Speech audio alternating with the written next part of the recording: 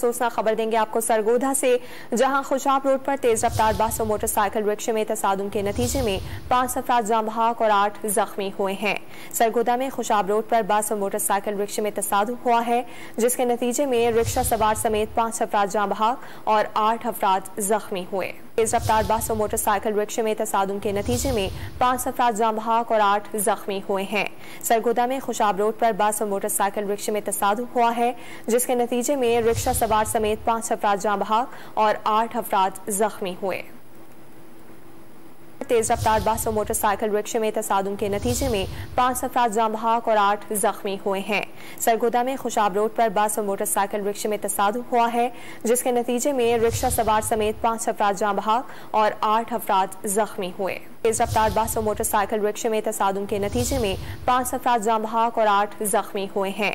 सरगोधा में खुशाब रोड पर बस और मोटरसाइकिल रिक्शे में तसादुम हुआ है, जिसके नतीजे में रिक्शा सवार समेत 5 अफराद जाँ बहक और 8 अफराद जख्मी हुए।